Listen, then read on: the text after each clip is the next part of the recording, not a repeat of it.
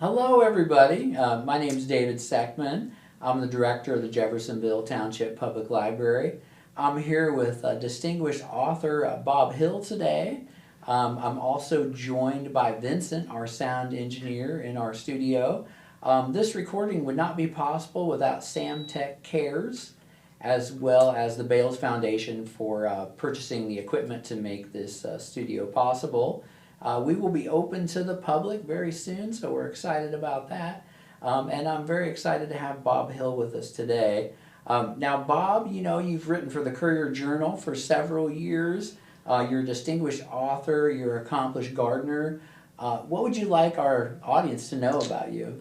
Well, I was the tallest kid in my class, 12 years old in school.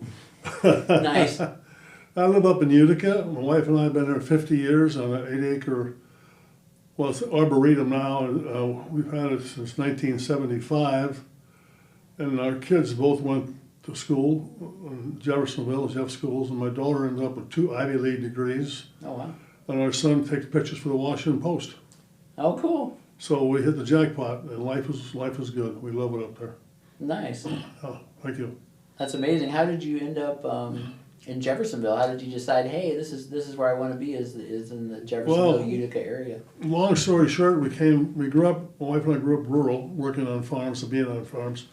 We wanted to get the same thing down here, and we tried to buy some property on the Kentucky side, but you had to drive all the way through town to get to downtown to the paper. So somebody said, try Indiana. You betcha.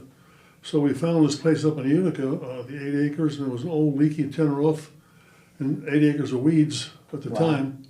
So I'd like to say we're on the 50th year of a 5-year remodeling project on the place. But it just feels comfortable, it feels home, and we just love it. And just lucky we found it, but we're sure glad we did. Awesome. Yeah. That's cool. Yeah, sounds like you've had some really good times there for sure. Oh yeah, we used to have parties out there. We've had some bluegrass festivals out there. And, the garden was an arboretum. We had garden tours. We had weddings out there. It was kind of remote, and yet I'm only literally 8 miles from downtown Louisville. Oh, that's nice. So, Utica hasn't changed much at the core. Around the edges, it's a lot more developed now, of course, because you had the River Ridge. There's 15,000 jobs a couple miles away from the house. So it's bound to change, apartments and houses. But we've maintained our little world so far, our little 8 acres of happiness with trees around it, and it still feels pretty primitive a lot of the time. So, I was thinking, Bob, you talked about living on, the Indiana side of the river. Right. And I understand you've lived at the same location for the last 50 years. I'm just curious how you ended up at that location. An absolute piece of serendipity, which has controlled most of my life happily. We were suggested we try Indiana, be closer to downtown Louisville. We went to a realtor here in Jeffersonville and explained we lived in the country and grew up in the country in Illinois. We liked the classic 6 acres close in with a little farmhouse. She goes through her book, her real estate book. It says we have nothing like that. I'm sorry. And we were just disappointed, ready to try another realtor. The phone rang, her phone rang. Janet picked up the realtor book and starts going through the pages. And she sees this old farm up in Utica with 6 acres of land. When the realtor hangs up the phone, Janet says, well, what about this? Oh, that's not my listing, but I'll call that realtor and see how it can do. So we get the other realtor. He says, fine, go look at it. We drive out to Utica, and the place is so far back off the street. It was just covered in honeysuckle vines, the trees in front. You couldn't even see the house from the road. Wow. And I was thinking, I don't know about this. But we drive back there, and here's this 1860 farmhouse with an old tin roof. We were inside, the people were home, we knocked and walked around. It took about 10 minutes. We want this. Wow. This is it. It needed an immense amount of work. I like to joke, it was in the 50th year of a 5-year remodeling plan. But it changed our lives. Because then I had the farmhouse, the kids grew up there, ended up being in the nursery business because I had the land. I had a lot of great parties out there, that too. But the fact that this is exactly what we wanted and changed my life, our life for 50 years, if the phone doesn't ring, wow. When she said we don't have anything, the Janet didn't pick up the book, my whole life is different because we'd have gone somewhere else, who knows what. We never would have found what we had at the price we wanted because it was reasonably priced. It was back in the boonies at the time. And so I think about that all the time now. A lot of serendipity in my life, but that's the biggest life changer by a phone call. And every time I drive around and think about it, just more and more lately, since it's been 50 years, I just, wow, no, this is great. Love it. Wow. That close, one ring away from who knows what. So That's amazing. yeah, it is. Like it was one almost coincidental, or maybe. Well, it's just, I call it serendipity. There's so much of that in my life. Actually, back a little bit, when Janet and I first met, it was Sadie Hawkins' dance in high school. Oh wow. I was a sophomore and she was a freshman. I didn't talk to girls then. I was worried. She asked me out to the Sadie Hawkins dance. We were 14 and 15. 5 minutes later, another girl asked me to go to the dance. If Janet hadn't asked me, who knows? We said yes. We dated for 5, 6 years, got married at 19 and 18, and bam. But again, 5-minute difference. The other girl, I would have said yes. I couldn't say no. I didn't know how to say no. That's another part of my life that just, I had many things like that that just happened. Coincidence, luck, fate, serendipity, you name it. Wow. I've been blessed with that, really. That's awesome. Yeah. Sounds like some good luck there. For sure. Well, yeah, look, this is a stage of life where you look back and say, what could have, should have. And here I am. So, yeah, sounds like you've lived a pretty charmed life, Bob. Yeah, it has been. Not many complaints. I always tell people, I didn't go forward into something. I didn't know what the hell I wanted to do. But I backed away from what I didn't want to do. I backed away from the job at Montgomery Ward. I backed away at the Chrysler Corporation. I backed into my hometown weekly newspaper. That was it. This is where I belong. I like to write. They're going to let me write, albeit with a pencil and a piece of paper. I couldn't type at the time. I broke out my 2 fingers later in life. But that's just been remarkable for me. Just happy. Yeah, that's amazing. Yeah. So when you're talking about your house, I mean, for folks who haven't been there, what can you tell us about it? Well, sorry. It's a lot better than it was 50 years ago, I'll tell you that. When we first bought it, again, it was an old 1860 farmhouse, leaky tin roof, 6 acres of weeds, very little trees, 5 or 6 layers of wallpaper. I'm not making that up. So it was a little long in the tooth, you're saying. Oh, yeah. And it just needed continual work. In between, had no insulation in the walls. Oh, wow. We blew insulation in the walls, and it's still not perfect. The housing, the windows were all bad. There was one original window in the house. It was wavy. You look through it, it's just a wavy glass. Whoa. It's in my office now. So come out there now, and it's an arboretum. We've got hundreds of flowers and trees and shrubs, 15 distinct gardens. We got 3 acres of pasture in the back. We haven't changed that. I used to raise beef for a while out there until they started running away on me, and I figured Where'd they I go? could have the beef business. They'd hop the fence or break the fence and go half a mile up the road. You had to go get them and kind of try and get them back. Wow. Get a little pond down front. It's just, I'm insulated from the rest of the world pretty much with that house. Still, now we got apartments and subdivisions, and River Ridge is just up the road a couple miles. But it's a peaceful place. That's when we bought it. We walked in there, it just felt good. I'm a big believer in, but it just felt good being in that house, no matter how much work it needed. It was terrific. A lot of work. There was wood-burning stoves, old fireplaces, had a summer kitchen in the back that people used to just hide away back there in the summertime. Sort of a man cave now. And Janet's office both. It's just low, flat, white paint. They haven't changed the paint. It's been painted 4 or 5 times. I painted the roof myself first time, repainted it. I get up there on my butt with a scraper on the roof of the house. This was 50 years ago. And I scraped off the old paint, Then my son and I got up there, iron-like paint we put on top, up there with rollers Oh, man. on the roof of the house. Painting. Sounds scary. Yeah, they couldn't do it now. In a million years, we have people who do that, and I just kind of. Yeah. So, we did that. We've added on. We built a barn where I raised my beef. We had a shed. We put the tractor. We put in a plant room at the side of the house where I could grow plants with glass. There's a hot tub in there. Spent a lot of time in the hot tub. Flowers all around the edges. In fact, we're trying to back off now some. It's just too much to keep up with. I created a monster with plants and flowers and stuff, but we love to do it. And we used to give tours when I had the nursery. And people still come out and just wander. Oh, wow. They're welcome to come out, just let us know first. We'd like to show it off because you do all that work, somebody's got to see it. Right. Otherwise sure. we're wasting our time. That makes It's sense. just a feel-good place. It's part of your soul after a while. Cool. Yeah, that sounds amazing. And you were saying that you have like some plants and trees from all over the world out there?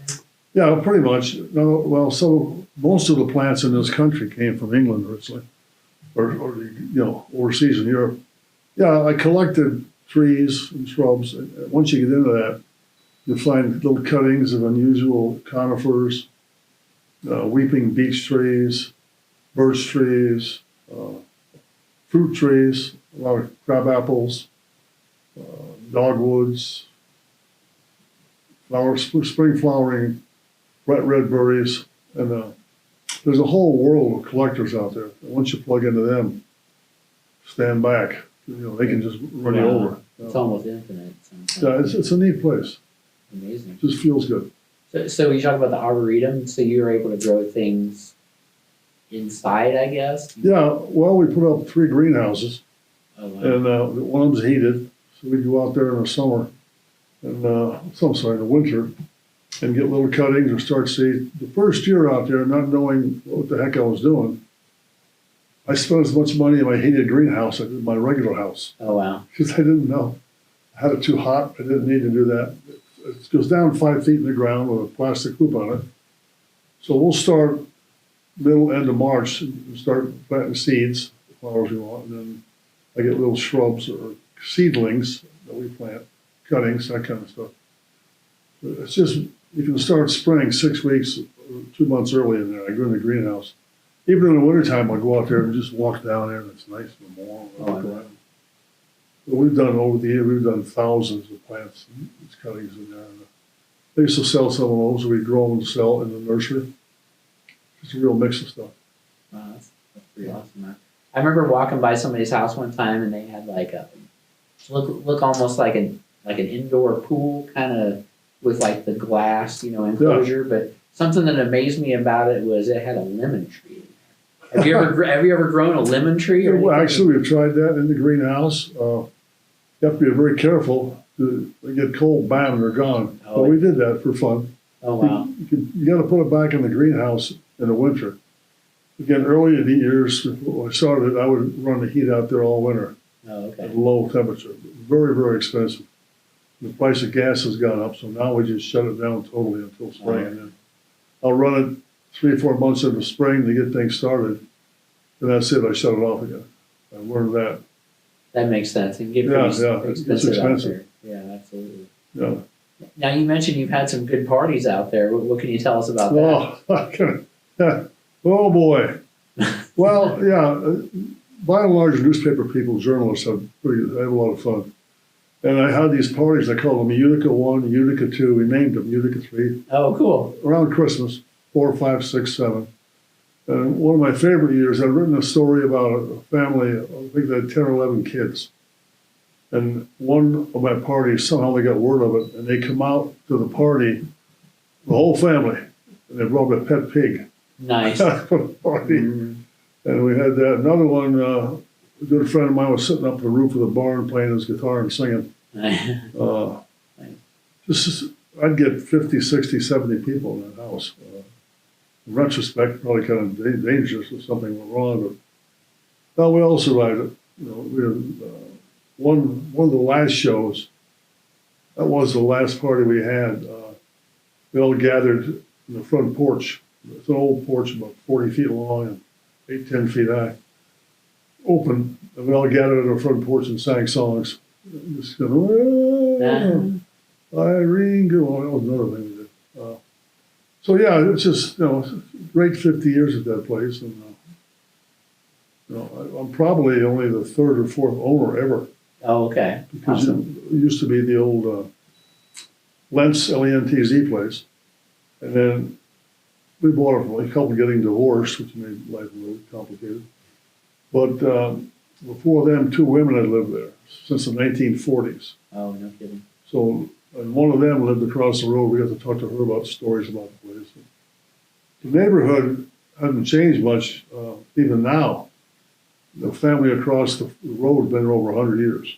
No kidding. And so it's fun to get histories from them. And, it's Utica Charlestown Road, so I used to go through to Charlestown until the ammunition plant shut it down in 39 and 40. Oh, okay. Otherwise, you could go right up to Charlestown. Oh, that's pretty interesting. Yeah. The Civil War, stories of soldiers marching. I know that the settlers that came across from Harrods Creek, going north and west, were right by our house, 1860s, 50s. Oh, wow. So it's kind of fun to romance about that. Yeah, I bet. It's been good. So you're, talking about, parties and that sort of thing. Yeah. You mentioned that you're a bluegrass fan, and you had some bluegrass. What would you call it? A jamboree out there? Yeah, What would you we call it. We had a word for it. Bluegrass wasn't an event. It was better than that. This bluegrass. I've always been a big fan. Well, I became a big fan. I never heard of much until I came down here. In '75, I was here about 3 weeks. We used to have a bluegrass festival downtown Louisville. Oh, okay. On Belvedere. Kentucky Fried Chicken Bluegrass Festival. Everybody. That's what it was called, the Kentucky Fried Chicken. Yeah, they sponsored it. Oh, fun. You had Bill Monroe, Michael Cleveland, you name it, they were there. Allison Krauss was 15 years old. Oh, no kidding. Something like that. I got to interview inside the building, and just everybody who was anybody. Then we had the Bibelhauser brothers out at our house for our parties. Michael Cleveland showed up. We had 4 or 5 different groups. Always ended up with the Bibelhausers. We just 400 people sitting in chairs around we have a gazebo where they played. Always got good weather. I looked out there. Nice. And then the next morning I go out and they're all gone. There's just, were they really here? I bet. But it was great. I'm still a big bluegrass fan. I go when we can. Awesome. Yeah. That's fun. Yeah, I know they do like a. I think it starts in maybe the spring and goes through fall. They do like a bluegrass every weekend for free around Louisville. You can go to. You can always find bluegrass. Yeah. Always. Bibelhausers travel around the country now and even further, I think.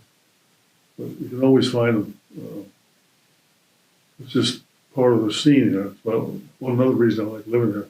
It's fun. It's some great music. No doubt. Just a mix of everything. The culture, the Oldville Center, the Kentucky Center for the Arts, the Brown Theater, Palace. When you get world-class acts here, you don't have to live in New York or Chicago. They come right here to Louisville. Yeah, it's pretty awesome. And even the symphony is great Yeah, too. we're going to see them at the Oldville Center Friday night. And, all the Broadway shows come. I mean, we're not missing anything. May have to wait 6 months. Took a while for Hamilton to get here, but now it was here once and it's coming back. Oh, fun. Great show. So there's a lot of good things about living here. Okay. Absolutely. Yeah. So it sounds like you've done a lot of gardening in your life, Bob. So you've had your personal garden. Are there any other gardening projects you've worked on? Oh yeah, I've been blessed with that too. It's part of my give back portion of life. But when I left the Courier, about 2007 or 8, David Jones hired me. They were building a park along Floyd's Fork on the east side of Louisville. It became the 10,000 acre park, 20 miles long. But David hired me to write stories that became a book about the people that owned the land before it became a park. Oh wow! They went back to Daniel Boone's brother, Wow. He didn't live on there, but he had some property out there. So I spent 2 or 3 years wandering up and down Floyd's Fork, talking to the old timers, and what it was like living with them, that experience. That became a marvelous Parklands of Floyd's Fork. Then I went from there, I was on a board of the Waterfront Botanical Garden, which is the one in downtown Louisville. Oh, I okay. just transitioned from the Parklands to the Waterfront. I was on the board for 7 or 8 years. And they built this really marvelous arboretum park, flowers, trees, shrubs, right on near the river in downtown Louisville. And to watch that transition from just dirt and mud and trees, and they built this wonderful center. They got gardens for kids, really nice walkways and paths. And I got to be part of that. I love doing it, and now it's doing really well. They're working on a particular garden for alpine plants, things like that. Plants, separate area nobody else has. Then I went from there. I've done a lot of work at Origin Park, which is the one on this side of the river, Oh, nice. next to the Falls of the Ohio State Park. Is Origin Park. They get great plans for building an outlook in the Belvedere looking over the river, even when it floods.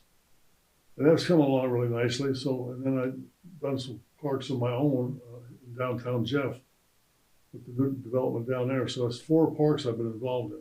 You know, the Parklands of Floyd's Fork, the Waterfront Botanical Garden, Origin Park, then the one down here in downtown Jeff. So it enables you to give back and use your knowledge. None of our paid positions. But it makes you feel good to know you helped develop something that people are going to see 20, 30 years from For now. sure. Yeah. Yeah, so you're kind of leaving the future. But that was, just another great journey I went on. Yeah, that's amazing. That's awesome. Yeah. I mean, 'cause that's really cool. That something that's going to last for generations. Yeah, You've been it part will of it. outlast me, I know. That's exciting. Yeah, Absolutely. and it's all been done right. And, changes along the river in general since I came here in '75. I mean, downtown Jeff, the Big 4 Bridge, the parks along the Ohio side, Indiana side of the river, the parks along the Kentucky side of the river. None of that was here. It was just garbage and dumps, and particularly the Falls of the Ohio. There was nothing there that there is now. So you got to honor your history and create parks to preserve it and let the world know what it was and what it can be. That's what they did. Yeah, it's amazing. I mean, I love riding my bike from New Albany to Yeah, Jeff and across the bridge and Yeah. just wandering around Waterfront Park. It's you couldn't do that. amazing. You haven't been to the Parklands yet, right? We talked about that. The Parklands, I haven't been there. yet. that's 20 acres, 10,000, Yeah. 20 miles, 10,000 Wow, acres. that's awesome. You can ride your bike the whole way. Sweet. Yeah. Sounds like a fun adventure. Well, yeah, and or you can cross the Big 4 Bridge and take a left, and go to the Waterfront Botanical Garden too. It's just right across from downtown Jeffersonville. Oh, nice. Yeah. Now, are there fees for any of those parks? Pardon me? Are there fees for any of the parks? No, at this point, Waterfront Botanical Garden is finally asking, I think, for $10. It didn't charge at first because there was nothing there to charge for. Oh, gotcha. You have to have something to give people. I think they're asking for like a $10 if you want to feel like giving, and who doesn't? I don't think Origin Park does. Falls of the Ohio, I can't remember. Waterfront, Parklands of Floyd's Fork is free. So there's not much cost at all, any of that stuff. That's awesome. Yeah. I always love it when there's things that you can do in the community Oh, yeah. free to no cost. They'll It's have like- seasonal events, particularly the Waterfront Botanic Garden. They do things for kids, children's gardens. They bring kids in. And I've been part of some of that stuff, talking about gardening and just telling stories. Lots of kid stuff, which I like to do. I'm just a big kid, basically. Nice. You get to get away with it. Because you do help facilitate riding for youngsters as well. Yeah, this is last 2 years. This has really been fun. The grade schools in Greater Clark County, 2nd, 3rd, 4th, 5th graders. I go in and we talk writing, how to write things, and we talk about writing. Then I sit there for 15 minutes and let them write something, and then they get to read it. Stand in front of the class and read it. And they, a lot of them don't want to do it, but you're leaving something with a kid. I know when I leave there that I'll have some kind of nuggets of writing. You can take it from there and go the rest of your life with it. But I know I set the stage for that. It makes me feel good. Yeah, that's awesome. Yeah. Planting the seed there. You Yeah, never know that's what it. will grow. Yeah, that will. I'm sure I will. And I think just, finding the confidence to stand up and share your work with somebody is pretty brave. I was about 28 years old before I figured it out. So, yeah, it's- I was asked to give a lot of talks from the Courier Journal. It took a while to get it worked out. But I finally got pretty good at it. I just said, just be Bob. yeah, You know, that makes sense. quit worrying and just be Bob. You can get away with it. That's good advice. Just be Yeah. yourself. It takes a while. Easier said than done, but yeah, I'd like to do it. Awesome. I'm running out of time to tell stories. I got Yeah. to get it out there. Well, we're happy to have you, Bob. Oh, it's been a joy. I love this library. I was just sitting there waiting for it earlier. I was sitting there surrounded by books. What a comforting feeling that is. Just different books and different colors and titles. I'll never read 2% of them. But just being around it is a good feeling. Yeah, it's very peaceful. There's Yeah, a certain yeah. sense of it's almost Yeah, there's no anger in the library. no. Not innately, anyway. So, Cool. Yeah. How many years have you been married? 62 years. I tell her it's all her fault. And we got married in college. I played basketball at Rice University. And I grew up in northern Illinois in a little farm town. And we started dating in high school. And I was just pretty miserable without her. So between my sophomore and junior year, we did not have to get married. We just got married in 18 and 19 and just stuck it out. I like to say through better and worse until she made it only all better. So Nice. that's what's happened. And we're just lucky. That's amazing, yeah. We have 2 great kids and good life and a good place to live. And all I want is 82 more years. There you go. May not happen. For sure. I enjoyed it. What's the secret to your success in terms of 62 years of marriage? Good question. The first answer is Janet. We just communicate. We have the same background, basically the same small town values, respect and above all honesty, communication. We're totally different people except what matters. Personalities are different. When it comes to family and love and connections, it's always been solid, always. So that's it. You talk your way through problems and toughen up, and it works for most people.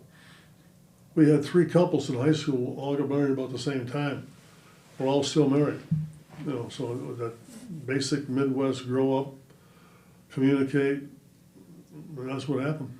Nice. Yeah. They say never go to bed mad. Is that true, you think? Well, no. No, but eventually you realize, what the hell, we're gonna, we love each other, we're gonna stay together.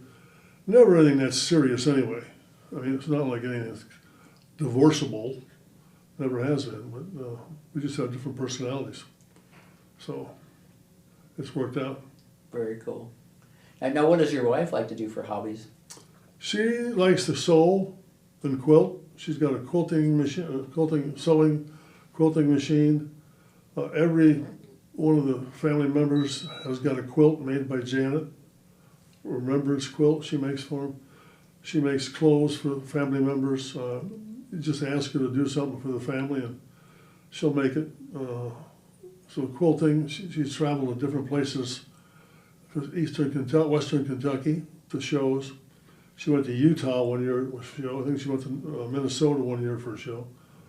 So she travels a bit. That's her personality. She can get down and work for hours stitching pieces of quilt. I go crazy, but she can do that.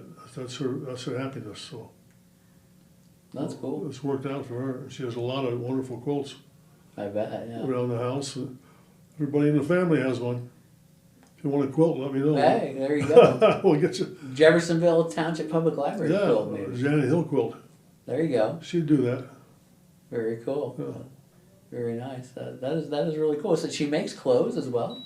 Yeah, mostly for oh gosh, most of the younger kids. The longest story is back when we were in high school or first years of college, she knitted me a sweater. She spent months knitting me a sweater. And it was such a valuable gift. I didn't wear it much, I was afraid it would get dirty. So it sits there in a chest in our house. I can break it out every couple of years. I break it out and look at it and put it back. So Oh, nice. she says it wouldn't fit me now, but I'm only 60 pounds heavier than I was in high school. So she's probably right. Nice. Yeah. Has she ever made any Halloween costumes? I know people Yeah. like to do that. She's done that. My mom was always good at that. We didn't have much money, but she'd somehow find, I don't know, an old garbage can, something, and this and that, and make. We always done Halloween pretty well, Halloweened. You know, Janice made me things, hats and goofy sweaters, and there's one party we went to, we wore baseball uniforms. We bought those, like the old Louisville Bats, or, I can't remember exactly what it was, but that was fun. You know, she's very, very creative. Nice. It's good to have. Yeah, that's pretty cool. Very nice.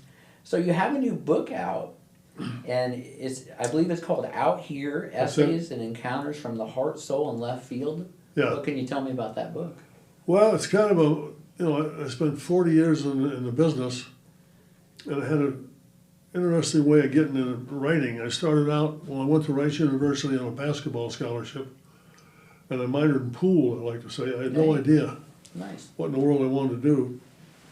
And I got out of school, and my first job was in Montgomery Ward's, selling baseball bats. In the sports, it was a management trainee, and I wanted to quit in 10 minutes. It wasn't where I wanted to be. And Janet insisted I stay for 6 months. People did back then. So the last 2 weeks I was there, they gave me a Santa Claus suit, and I rode around the store on a bicycle, honking a horn and being Santa Claus. It's the best job I ever had. And I left there, we went back up home to Northern Illinois, and I worked for the Chrysler Corporation. I was hired to be in more of an executive role, PR kind of thing. We're sorry, Bob, that was filled. We're going to put you in ordering parts for police cars. Oh, fun. Oh, yeah. For 2 years in a big room with a lot of people calling into Detroit. This was all done by hand back then. There wasn't a computer. You had to call in, oh, I need 5,000 tires by Tuesday, and I need, bumpers and all this stuff. It was an insane job. I didn't like that, so what am I going to do? I was 25 years old. I always liked to write. It never occurred to me to make writing as a living, but that's what I wanted to do. So I quit cold turkey. Went home to Janet, wife and kid. Honey, I just quit. I want to be a writer. And I went to my hometown weekly newspaper. No experience. I couldn't type. I was writing in longhand. Oh, no. Never learned how to type. And the editor there just quit. So I was hired as editor of my hometown weekly newspapers with no experience, no typing ability, no idea how to report. Nothing. But I was from the hometown. I had a college degree. You're hired.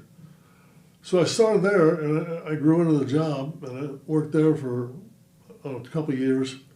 But I started running a column there. My first time ever writing a column.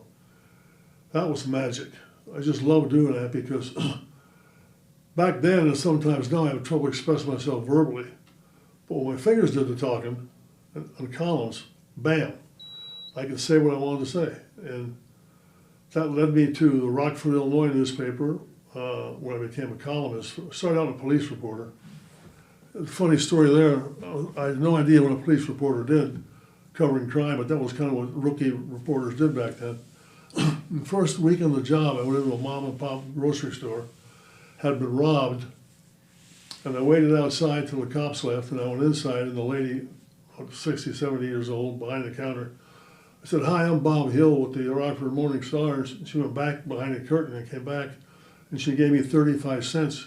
She thought I was a paper boy collecting the job. Well, you were young, right? Yeah, and, so this was my start in reporting. Well, I stayed there 5 years and had a column there for many years and did pretty well, loved doing it. But I wanted to try deeper water without working in any of the bigger cities.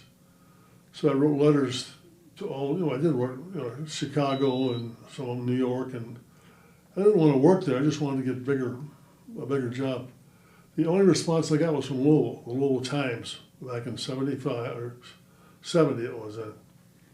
And 75, I'm sorry. And they hired me on the basis of my columns, and they put me on, at the time, just general assignment reporting. And I kept nagging, I want to write a column, I want to write a column. Mm-hmm. So finally I got to write a column for Scene magazine, and a guy named Greg Johnson got me that job. And I loved it, and that's where I belonged, and I ended up writing 3-4 columns a week for 33 years. I just like to write columns. I like to go out. Sometimes I just sit in a restaurant and listen to people. I got to travel, some stories. I went to, Czechoslovakia for World Ice Skating Championships. I've been to Africa with doctors helping the natives in Ghana. I've been to South America, traveling around there. I've written stories about those.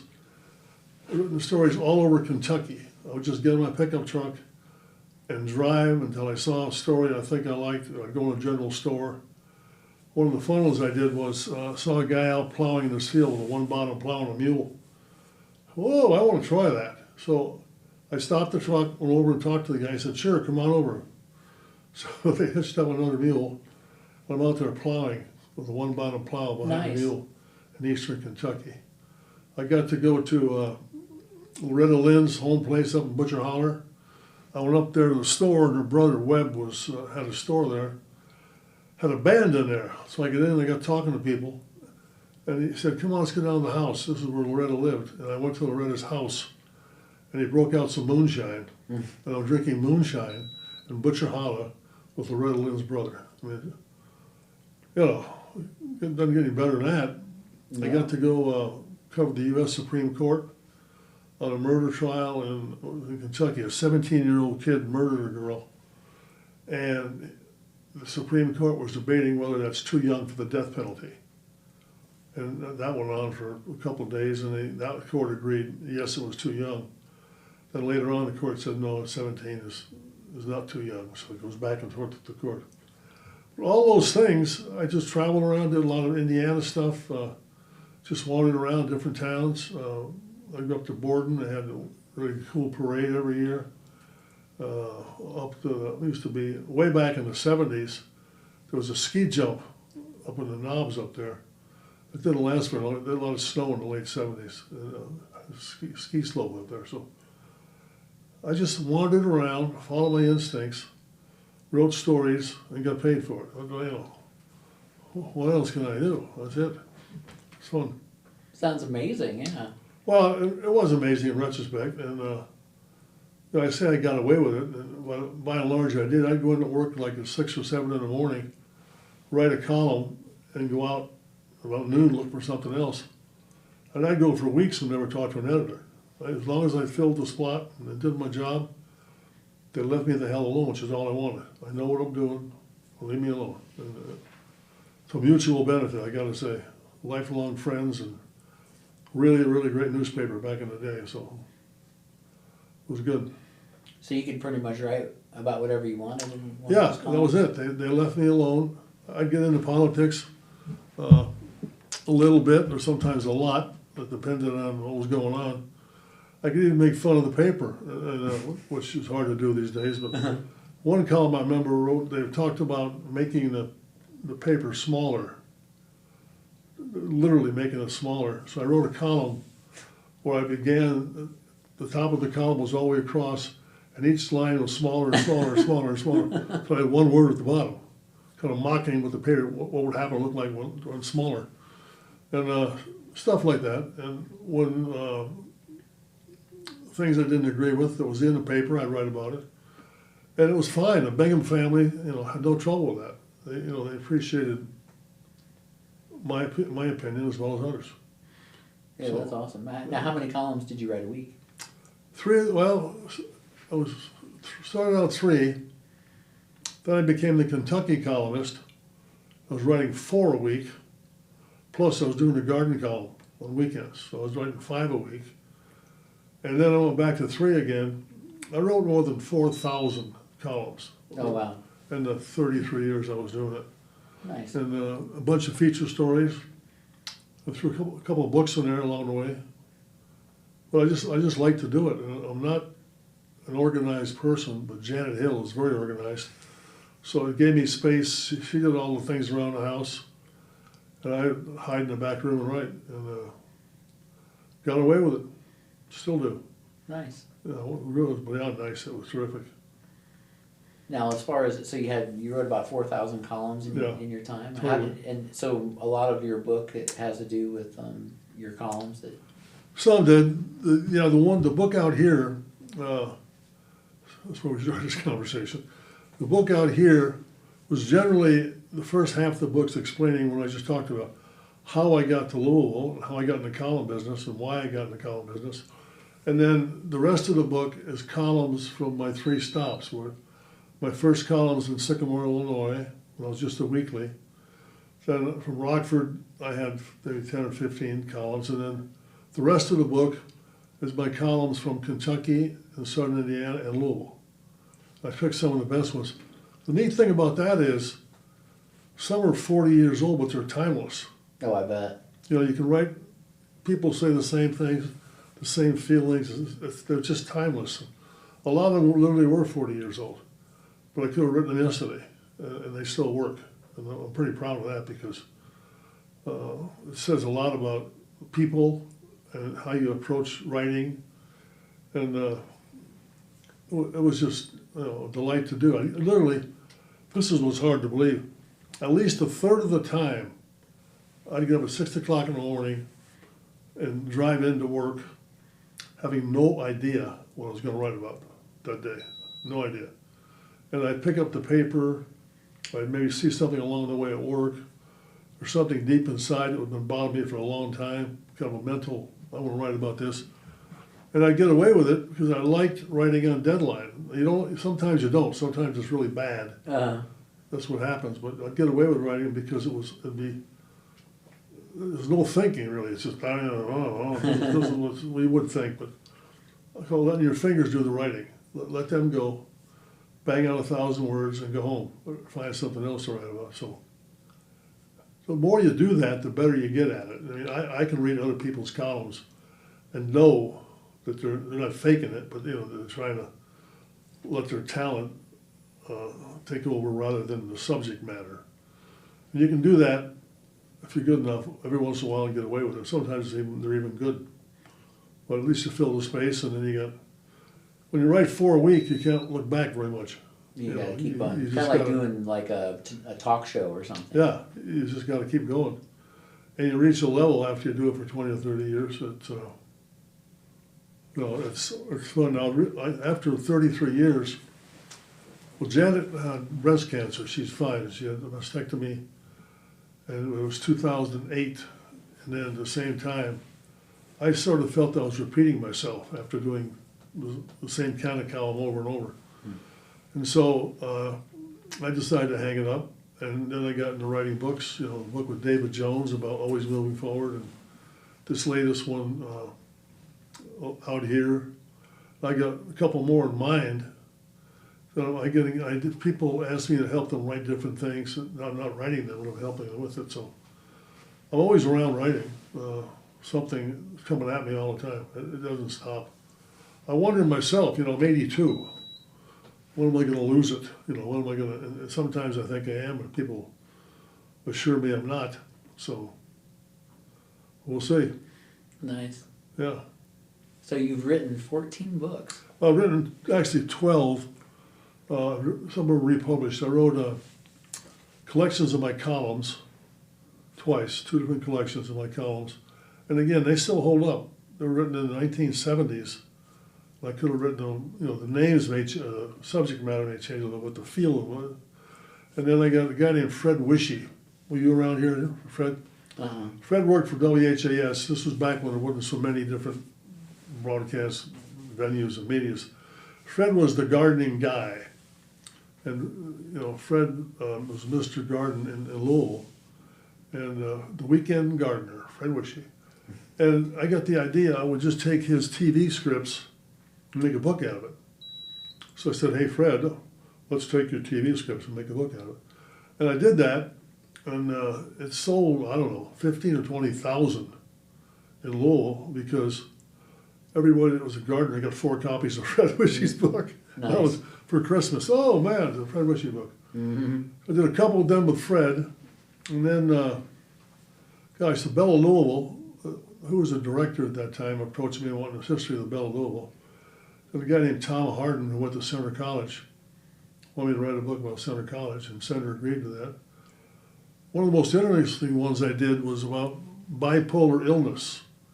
One of the victims is the wrong word, but a man dealing with bipolar called me and said, let's do a book, and I talked to 5 different people about what it's like to live with being bipolar, being up and down. You hear stories all the time. Then they crash, and they, down the bottom, they lose money, they lose family, they lose their lives. So I wrote a book about that. And then, gosh, I lost track after that.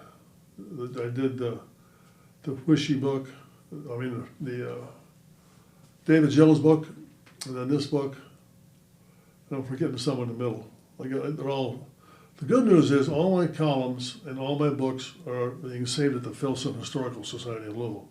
Oh, that's So it's either online or at the Filson. And I have no idea who in the right mind would go look one up 20 years from now, but they're there.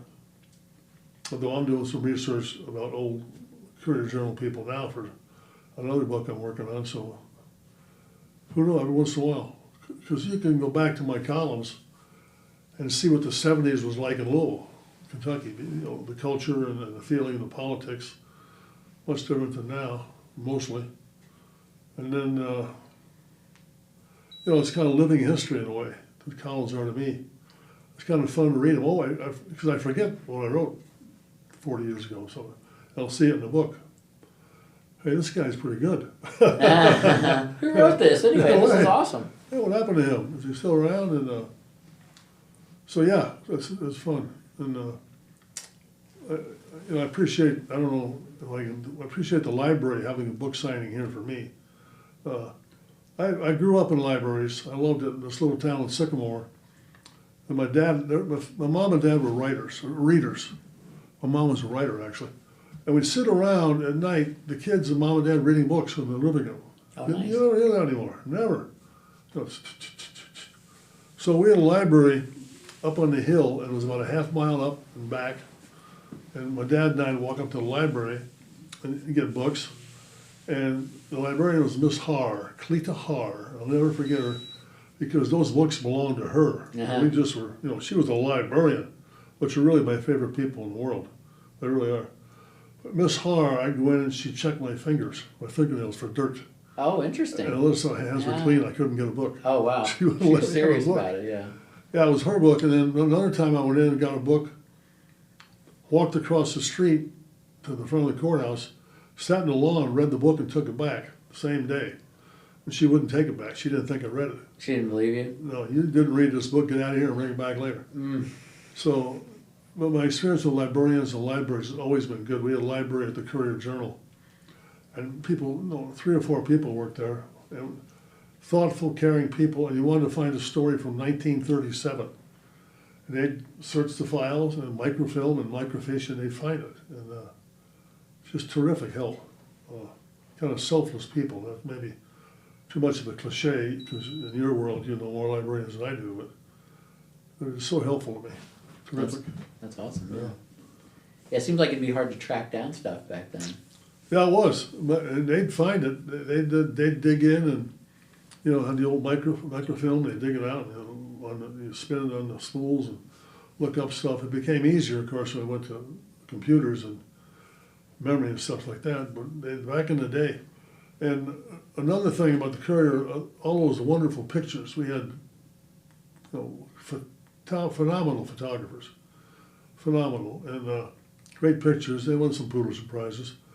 And a guy named Pat McDonough worked with the Louisville Library, Louisville Library, I'm sorry, and somehow got all our pictures saved in the files at the University of Louisville Library. It's just priceless stuff. Oh, that's nice. It's digitized then? Pardon me? It's digitized then?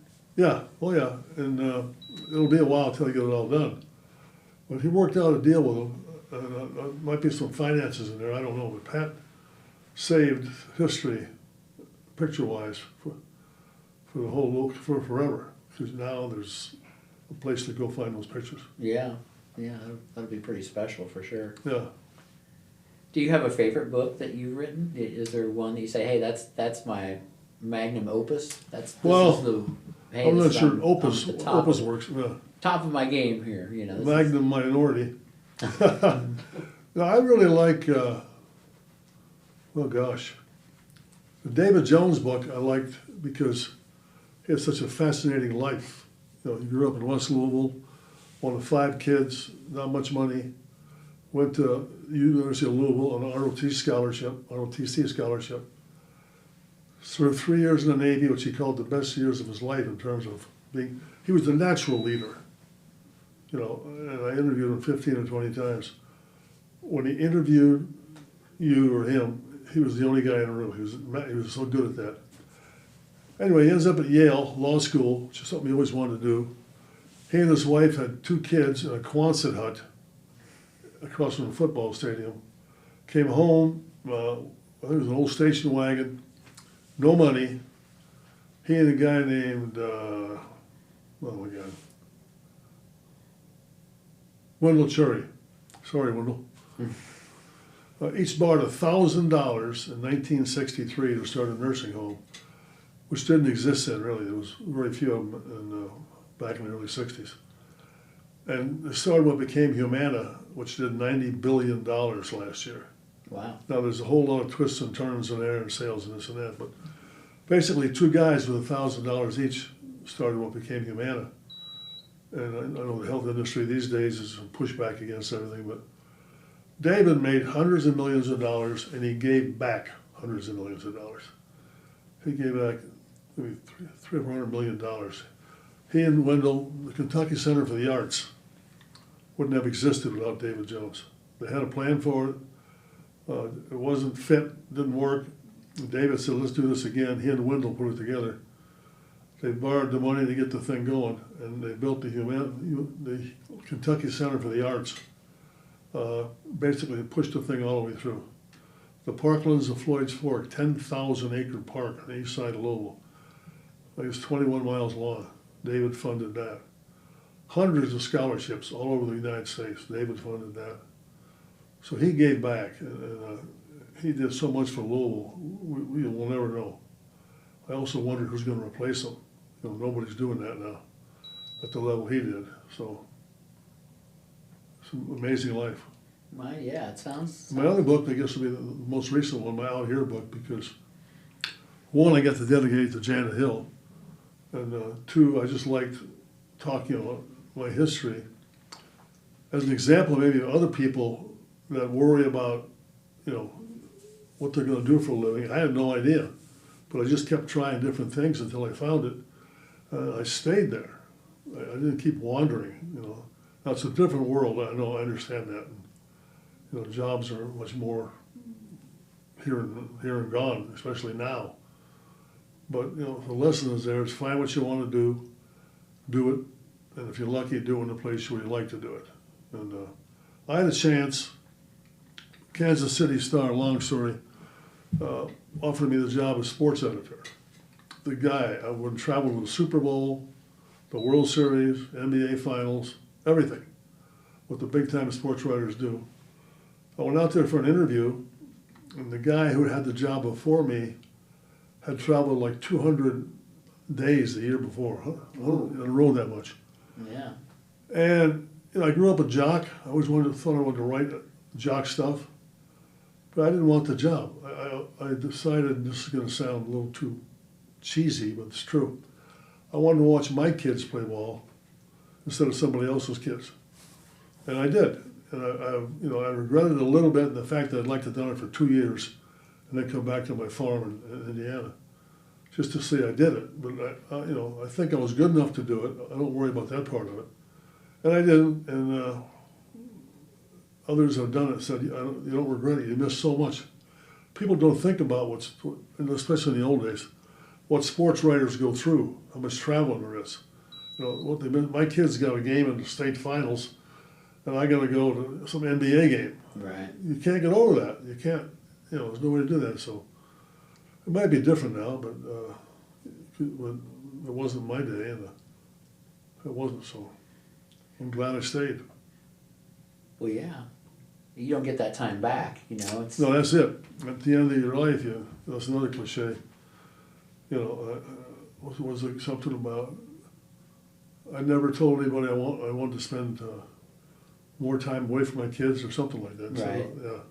makes sense. No, Because it both goes my fast. kids, both my kids are athletes. They did very well, as I said, and very proud of both of them. And it worked out. So, yeah, you said your son, he takes, he's a photographer for the Yeah, Washington. he was a photographer at the Jeffersonville High School paper. He went to Indiana University. It's in Indiana, and he became a sports.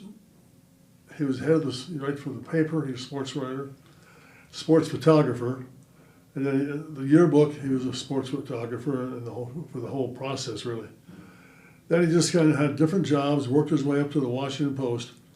He's not full time because they just laid off 8 photographers. They don't want one. But he does enough part time. It's almost like full time. Oh, okay. But part time, you don't pay benefits. You don't have the other stuff. But he's an excellent photographer. I just love his stuff. He's got his own style. He's very good. He's also a great writer. I keep trying to talk him into writing something. He hasn't got time. He's a great writer, very thoughtful kid, and he's shooting pictures for the Washington Post, which is the top of the game. And our daughter, so she had her 2 Ivy League degrees, ended up in Marquette, Michigan.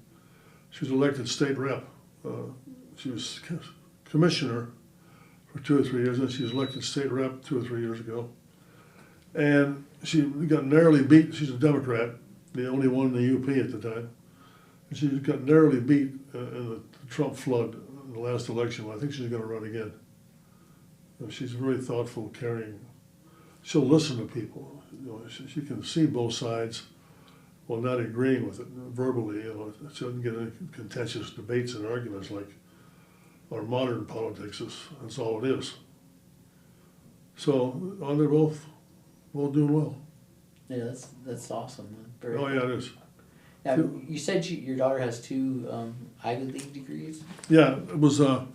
She's a full package. She was a 4-H leader, Clark County 4-H. She was a straight A student at Jeff High. She was number 1 or 2 in her class of 400 or some kids. And she could have went to IU free, just because of her academics. She always wanted to go Ivy League. She liked New York. So she got they don't give scholarships in the Ivy League. But she got with the Columbia, and I got what I call the $5,000 phone call. We could not afford what those Ivy League schools are, but the coach called and said, look, we'll give her some jobs. She could pay for this. Well, it was legal at the time. So she played for Columbia University till she blew out her knee. And she got over quicker than I did. She was in New York. She did. And I loved to watch her play. Basketball or? Basketball, I'm sorry, yeah. And she was good. She was all conference at Jeff. The team she was on beat Bedford North Lawrence one year, and then Bedford won the state. So it was pretty good basketball. Yeah. But anyway, she finished with her degree and then ended up in California, different jobs, and wasn't happy there, wanted to do something else, so she applied to MIT and got accepted. Oh, wow. So Columbia, MIT, her degrees were in, people call them giving back. It was, she worked for nonprofits, and she wanted to work with nonprofits. And she got a job in Michigan, and part of the deal was she had to find her own money. Now they didn't have money for her. So she worked her way through the nonprofits and then ended up in Marquette working for a nonprofit and did very well at it. Very environmentally conscious, which is where her degrees are in finally. So she's up in Marquette now, working for environmental groups and looking forward, I think, to the next election, as are we. That's it. No grandkids, either one of them, but that's just the way it goes. Oh, okay. Not my call. It would have been my call, I would have said. but it's their lives. And, you know, we love and respect each other. It's good. Very cool. Yep. Do you get to see your kids very often? Or? Not enough.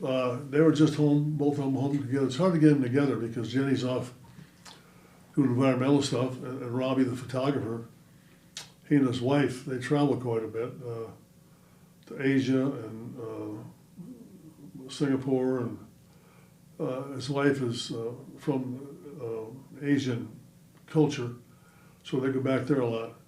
And we go to see them. We go to Michigan, and we see them probably 2 or 3 times a year. And we talk. They call on the phone a lot. You know, we can get them on the screen and talk to them on the screen. But we stay close in what matters. You know, we know what's going on in their lives. They know what's going on in our lives. And they have no interest in coming back here, taking over the farm. So they'll be gone, but it's their call. I should have asked your son, what kind of photography does he do? Mostly news photography, different events around town. He was, one event he got too deep into was when they raided the Capitol, the January 3rd, was it? Oh, wow, the January. He was there on the steps. He got pushed up against those iron railings, taking pictures. He got maced. Jeez. Yeah, and he went off and found some peace and quiet and cleared his eyes and went home. He's done a lot. He goes to the Supreme Court. He shoots those. He shoots a lot of just slice of life stuff. You know, cool sunsets, cool people sitting around. A lot of assignments of interesting things and people. Kind of what you see here in the paper, but he just does it really well. You know, good photographers don't get in the way. They take the picture of what's going on. They show you what's going on. And they'll kind of keep themselves out of it. And he's just really good at that. Whatever the editors want, you know, features, news, getting maced. Yeah, that's yeah, that was kind of scary. He called us and told us about it, and then, you know, but he was fine. In fact, I think he went back the next day. But he was right in the middle of all that. He's photographed, you know, the House and the Senate, and I think he's gotten Trump a couple times. So, wow, he's at the top of the game, and where the game's happening, I'm not sure. It's funny because our daughter was the one that wanted to go to New York, and now she's living in Marquette, Michigan. And I never thought Rob would end up in Washington, but he lives in Silver Spring. But that's where he is. So, you never know where life will take you. But that's where life took him. Yeah, I know that feeling. yeah, and you've both been to the Supreme Court then. You said you were at the Supreme Court. Yeah, I was there for. Yeah, Robbie's there for whether they're debating or not debating recently, and then I hadn't thought about that. You know, who'd have thought that would ever happen? But it was interesting to watch him work. Of course, there's no immediate verdict. You have to wait a couple of months till they go in there and flip coins or whatever the process is, right? Yeah, whatever the justices do. But yeah, it's it's good. So switch topics a little bit. Sure. So you wrote a book called Double Jeopardy. Yeah. Can you tell us a little bit How about did I forget that one? Yeah, it was a guy named Melignato, and was dating a woman named Brenda Shore. And no, not Brenda Shore, Schaefer. And it was an interesting crime. There's too much detail to explain all the thing, but anyway, Ignato and Brenda were dating, and he was a very clever, he was a criminal sexual sadist. The FBI defined him as criminal sexual sadist. And they pursue women and then pull them away from their families and life, and they just control them or try to control them. He was controlling Brenda, and she wanted to get away. He couldn't take that, so he murdered her. But to murder her, he took her to the house of a woman named Marianne Shore, who was a girlfriend, also more or less. They tied her up, abused her raped her, sexually abused her, and then took her out back and buried the body behind Brenda's house. Wow. She was there. Long story short, people think Mel's guilty, but they couldn't find the body. The trial is held up in northern Kentucky, and Mary Ann Shore, who was there,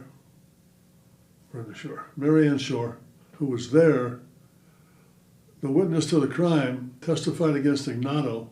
The jury didn't believe her. Ignato was acquitted of murder. Then a couple months later, a kid I coached in Little League, who got in the carpet business, was doing a job at Ignato's house, cleaned the heat duct, or took the carpet off the heat duct, and there was film in there. There was pictures taken by Mary Ann Shore of Mel Ignato brutalizing Brenda. Whoa. So they got him. Trouble was, he's been acquitted of murder already. You can't, double jeopardy, you can't try him again for murder, even though they got the evidence, pictures. So, in a sense, luckily, Ignato, being arrogant, had testified before a grand jury that he was innocent, didn't know anything about it. Of course, now they got the evidence. So the bottom line was he was convicted of perjury in another trial, and maybe got 8 or 10 years. I forget what he served. Nothing like he would have got for the murder trial. And then when he got out in Louisville, he fell on a glass-top table and bled to death. Wow. Brenda had been raped on top of a table. So the similarities there are just insane. And that was it. He died right there, and that was the whole. There's so many details in that. It was interesting. It took me a year, 9 months or a year to write that. I got to write the book because the Schaefer family had read. I never met them. Had read my columns, and thought I could do the best job on a story of keeping it straight and honest. And I spent a lot of time with them. I spent time with the FBI. I went out to the Quantico, I think, in Virginia, to the FBI headquarters. I just talked to the police.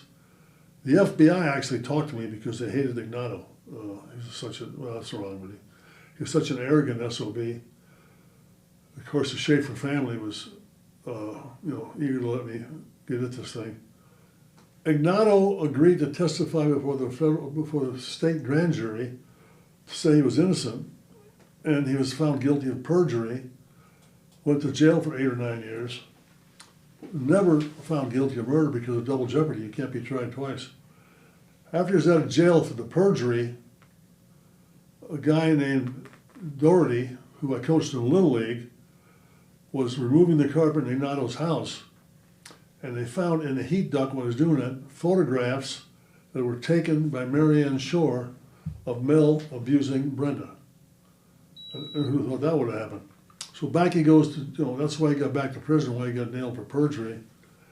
And when Ignato got out after all this, he fell on top of a glass top table and bled to death, which was very similar to what they did to Brenda Schaefer before they buried her in the back of Mary Ann Shore's house. So you couldn't make that up. Yeah. It was just a karma, as they say. Yeah, and it was a good book. It sold a bunch. I ended up on Geraldo, God help me. Nice. Yeah, right. Me and two of the Schaefer brothers.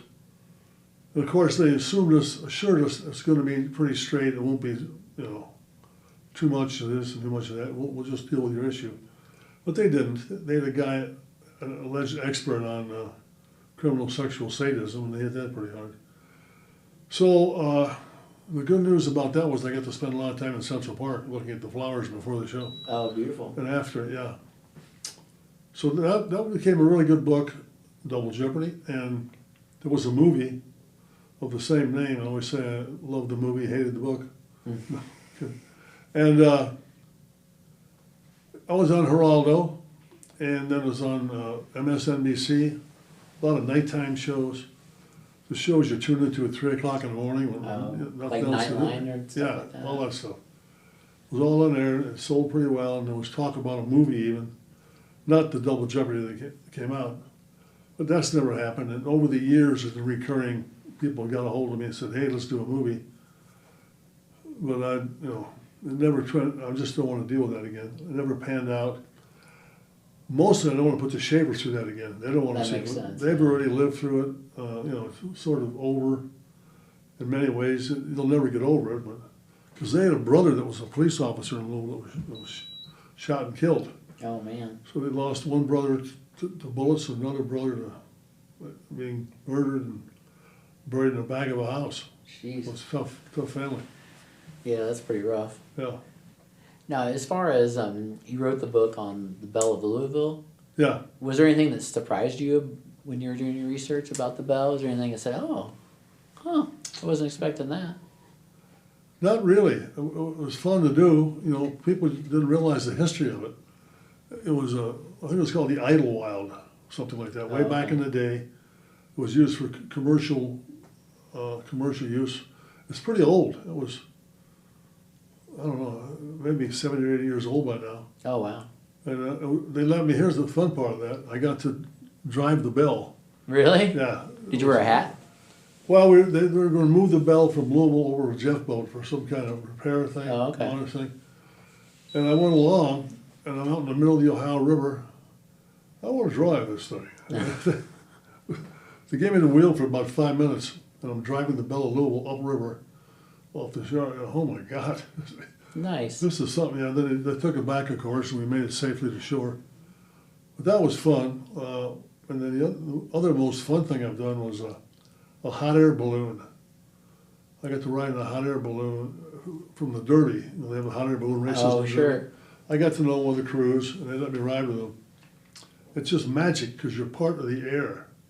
There's no sense of motion because you go up or down as the wind currents, and you can talk to people on the ground from like 200-300 feet, like we're talking now. Wow. I didn't know Sound that. travels like that. And then, you got to land somewhere. So they ended up way down south of town, that one. And they landed very carefully and wasn't too bad. The scary thing was the railings on a hot air balloon are about knee high. Oh, okay. Oh, wow. Yeah. Don't get too close. Or... Yeah, so I was in between screaming and terror. And I was just leaning over the edge a little bit, and then I went back and got way back. There's nothing you can hang on to except the guy next to you, and he don't want to hold you up. So Probably not. that was a really interesting experience, just because of the sense of being floating in the sky, part of the air. It's just magic. Yeah, it sounds like it. It's a long way from a murder in the Supreme Court. It's just a whole, You're up there. yeah. And down. Yeah. I've always kind of wondered how you would land something like that. Very carefully. They just let the air out of the top. There's you pull a rope, and the hot air goes out, and then as the hot air goes out, the balloon comes down. Oh, wow. Yeah, it's just literally, and then they're really good at it. But you're depending on the wind. You can't say, "I want to get down there." It's a bigger space. If the wind is going this way, you ain't going down there. You kind of go So where it they're takes really you. excellent at picking a place like the hot air balloons festivals. They'll put a beanbag on the ground, and the pilots fly as close as they can to the beanbag and try and hit it. Oh, wow. The closest one wins. Nice. So they got to go way down, maybe 10, 15 feet or closer, throw the beanbag, and then get some more hot air and get the hell out of there. So they're really expert at navigating those things. They've landed on the Indiana side a couple of times, so it depends on the wind. So you might have a choice. No, it's up to the wind, totally. But you don't I very rarely hear of anybody getting hurt or killed even in a hot air balloon. Not usually. It'd be They pretty rare. know what they're doing. It's an art. That was fun. Yeah, they're pretty beautiful. Yeah. It's amazing. Now, as far as you mostly have written nonfiction in your Yeah. day. You have any topics that you would think you might want to write about I mean, going forward, or is fiction or yeah, anything. any Yeah. thoughts of different genres? Yeah, I got a book in mind. Nobody else can write this but me. Hold that thought. Yeah, it's a book called Punt. And it's about, basically it would be Donald Trump in a football uniform. It's about a guy who's kind of a worthless human being but he can punt a football anywhere you want to put the football. You go out of bounds on the 1 yard line every time. Nice. So he's idolized for the very fact that all he can do is punt a football. And he's a horrible guy, does all sorts of horrible things, stupid things, abuses people, abuses friends. But as long as he punts the football, the fans love him. Nice. And this all ends when there's an accident and he gets his right leg cut off in a car accident. Nice. Yeah, it's a good ending for him. And then I got to go from there to what happens, and you know that's not quite the exact setup I have in mind, but I just, you know, Punt is just his nickname is Punt. Oh, Everybody okay. calls him Punt. So Nice. that's coming up one of these days. Well, yeah, I hope you see that through, you know, because Yeah, well, I'm only 82. I got time. yeah, absolutely, for sure, for sure. Well, that's the one nonfiction I thought of, and then there's always other ones, but that's the one that's been banging around in my head for 10 or 15 years. I know some people that were professional football punters. I could talk to what that's like and what they have, the training they have to go through, and I can work that in. So. Yeah, I think that would be promising, you know, because, you know, we're always joking around about how, you know, football players, it seems like NFL, it's like, well, as long as your skills are intact, Yeah. you can do whatever you want. But Yeah, they're as soon jobs. as your skills start Yeah. to deteriorate, it's like, Yeah. well, we're going to make an example out of you. Yeah. You know, you're a bad person. It's like, I well, think- I was still a bad person when I was good, Yeah. and now. I get into all that. I think the average NFL life is like 3 to 5 years, something like that. Oh, wow. So punters go on a long time, the good ones. And it's an art, you know, to be able to direct that ball Oh, yeah. where you want it, when you want it, or punt it up and have it be 1 yard short of going in the end zone, and other team gets the ball back. Absolutely. So that resonates in the back of my mind for when I get old. I think it's a good one. Yeah, I think that's promising. Nobody else can use that story but me. Hey, we got it. We'll keep it to ourselves. Right. So you've won several awards. I don't want to embarrass you, Bob, Well, but I let me read some of these awards you've won. You've won Best Writer and Best Columnist in Louisville many times. oh, Best Kentucky Writer Award, Yep. Kentucky Society of Professional Journalists. You've also been winner of Best Columnist from the National Society of Newspaper Columnists. You've been awarded an Ernie Pyle Lifetime Achievement Award from the National Society of Newspaper Columnists and received a plaque from the Kentucky Press Association. So I'm bringing all this up not to embarrass you, but to ask you, you know, what would be your advice to aspiring writers and authors out there? What would you tell them if you could give them Well, some advice? Well, in my case, when I started out, I would sort of imitate other people I liked. There was a Chicago columnist named Mike Royko. It was just the opposite of where I was in a small town, Sycamore, Illinois. Royko was in Chicago writing about Chicago stuff, a guy named Slats Robnick. But I just liked his style. And so I think initially I imitated people I liked to read about. It's almost unconscious how you do that. Mm. I read a lot of John Steinbeck, Travels with Charlie. That's the kind of thing that appealed to me. Being out there, watching people, taking notes, writing about that. And just keeps, you gotta just stick with it. There's no solution, there's no answer. I tell people, you know, let your fingers do the writing, you know. Just get out of the way and see what shows up. Don't worry about it too much. I very rarely get writer's block because I had to write something for the next day. I had no choice, I had to keep going. If you get writer's block, I'd go back and read like Steinbeck. There was a Kentucky columnist that I really enjoyed reading, a guy named Joe Creason, who won some awards also. He was just very simple writing, short sentences. You know, write, as I teach the kids, you write what you see, what you hear, what you think, and what you feel. That's all you gotta do. I tell them it's like you're taking a picture with words. Instead of using the camera, you have to use words and just describe it instead of letting the camera describe it. It's a picture. You tell the picture. And you can do that in fiction, you can do it in nonfiction. You can just freeze the moment, have people come there, by describing what it's like. And it sounds a lot more simple than what it is, but I did a lot of sitting around. I'd go out to a country store in Kentucky and just listen. And they knew I was writing stuff. I wouldn't do it without talking to them. But I'd get stories from them. I was sitting in one country store out in eastern Kentucky, and they're talking about a couple married 80 years. Wow. 80 years. Haven't heard of Bob's that. going up and knocking on their door right away, and I did, and they let me in. They're still living together. They were like 86. They got married at 15 and 16 or something. You know, both in their 90s. Both reasonably conscious of what was going on. Just because I sat in the country store and listened to that.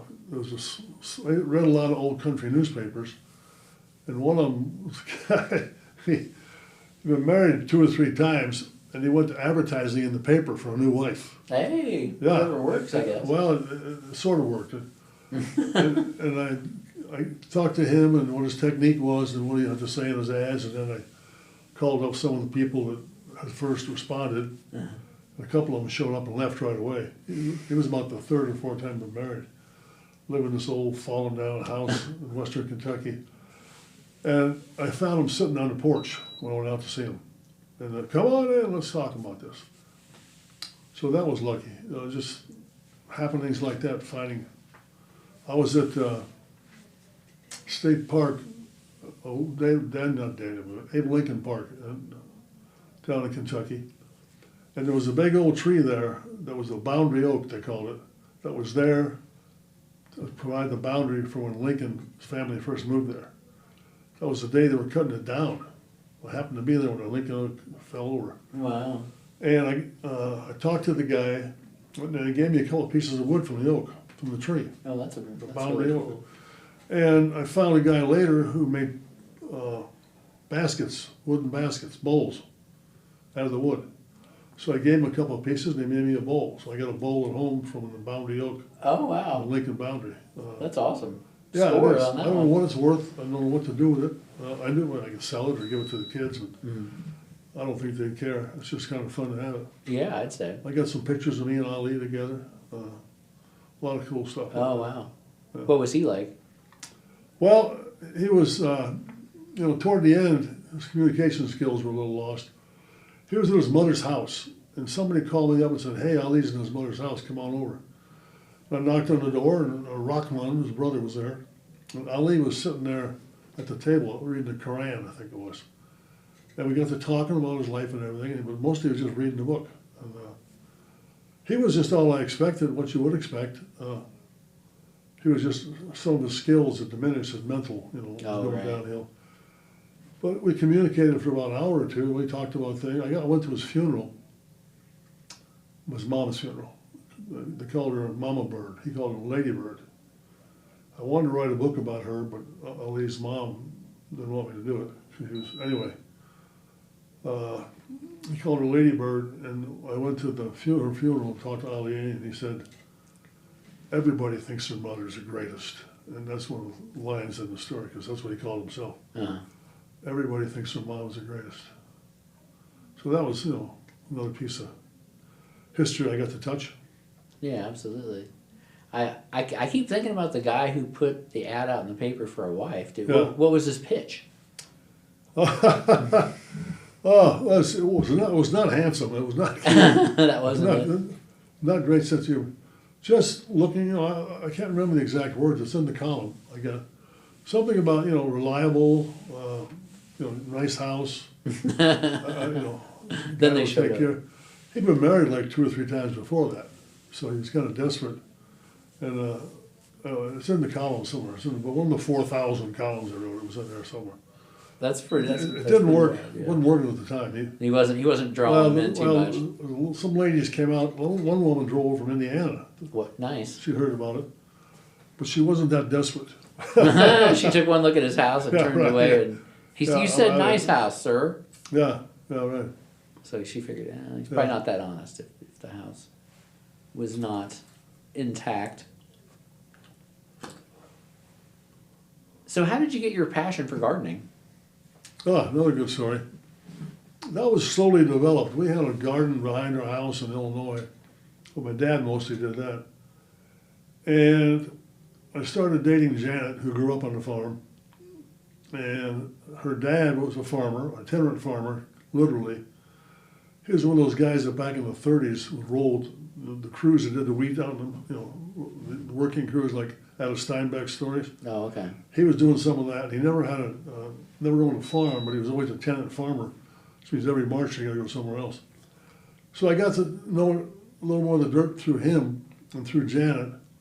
And then it hit home more than that in terms of gardening. We owned a place in Illinois, a little town called Irene. That was fun too. We were at big hay rides, and we'd ride through the town singing Irene Goodnight, somewhat inebriated in the back of the hay wagon.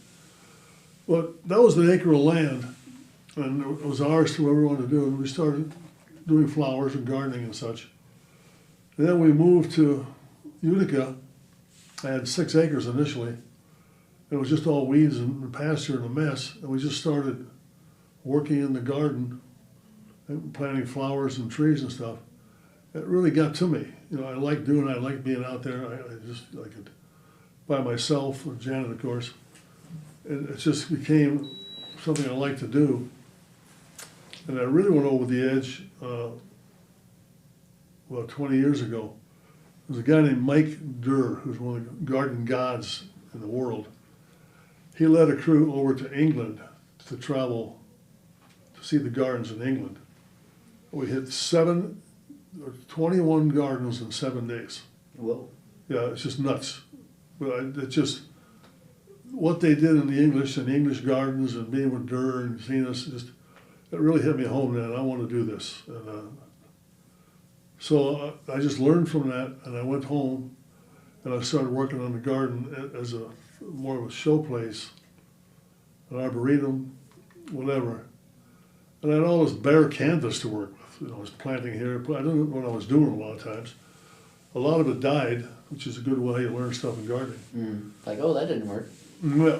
So I got, it just became part of my soul's a little cheesy, but I just like doing it. I can go out there and, you plant something in the ground and all of a sudden it's flowering. You plant a tree and all of a sudden it's 20 feet tall. Wow. In fact, ironically, a lot of stuff I planted a long time ago, the trees are too close together. I got to cut some down now. I got to cut down my children because they're too close together. And we had the nursery for 20 years, and that really pushed me because we had a lot of people who were experts. We traveled around Europe and looking for plants in the United States and went to different events with different gardeners, and all passionate. By and large, good gardeners are really good people. By and large, they share their knowledge and everything. So that just kind of grew from there. And it's kind of leveled out now. When you start that, you want one of everything. Mm-hmm. I want this, and it's too much work unless you have a crew. And it gets too crowded. So of late, I just want to maintain what I have best I can. And maybe get 1 or 2 things here and there to fill in spaces. But, maintenance is, when I had the garden nursery, we had people to help. Now it's Janet and I and a couple of friends help me out once in a while. There's a lot of work there. Oh, I bet.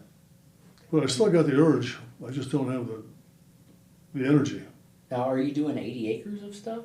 No, not 80. It's 8 acres. Oh, it's 8. Gotcha. Yeah, 80. Yeah, that would be a lot. Sorry, no. It's 8 acres, of which maybe 3 acres is pasture. We also raised beef for a while. That's another story. And 5 acres, I must have 10 or 15 separate little gardens that need help. But if you get on top of it and mulch early and often, it can be done. You just have to know what's coming next and how to deal with it. Yeah, that's pretty serious business. At some point you realize I can't do this anymore, but I'm not quite there yet. Oh, gotcha. Sounds pretty, I can tell when you're talking about it, it seems to relax you. It sounds kind of meditative in a way. It is. I can go out there and sit. Janet and I would drive around in the golf cart at night, and I'd look at the plants, and she'd look at the weeds. Me and Janet. And, glass is half full, glass is half empty. well, yeah. Well, she's a farm. She grew up on farms, and she's more careful about things like that than I am. So but it's worked out. Now, it sounds like you've traveled an awful lot. Is there any particular place that you was your favorite, or? Yeah, New Zealand. That was kind of a spur of the moment thing. I retired in 2008, and somehow I read something about New Zealand, and some other friends we travel with. Let's go to New Zealand. So we did. We went to LA and flew overnight and landed in not Auckland, some town along the coast. We just started driving. This was January, so New Zealand is summer. Right. And it was just a fascinating place because the people are kind of fun and laid back. There's a garden in almost every town. We went down south and went out and took a ferry boat out into the Sound, Milford Sound, I think it is. And the only thing south of you there is Antarctica. Oh, wow. And it's such a mixture of mountains and flowers and gardens. I think they had like 50,000 sheep, Mm-hmm. or maybe 50 million, I don't know what it was. More And- sheep than people, probably. Yeah, it is. And this was what, 18, 20 years ago. So I don't know what's changed now, but the people were just laid back. The food was great. Always a sense of humor involved. The story I tell, it personifies to me the New Zealand culture and fun. We're in Auckland. There's a big building in Auckland where people are bungee jumping off the top. Whoa. They're attached to harnesses and stuff. They're not going to hit the ground. Go up and down, up and down. We didn't enjoy that. We just watched it. You didn't jump on board that? No. We were leaving the parking lot underneath the building. They got those things that go up, the barriers that go up, let you out. Uh-huh. It goes up, boom. It's the Viagra ad on the side of the board. That was the funniest. That's New Zealand. That's the sense of humor they had. Nice. Yeah, it was fun. Yeah. And then just the different.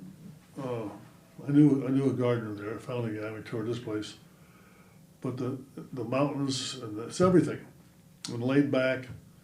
And we've been to a lot of places since. We went.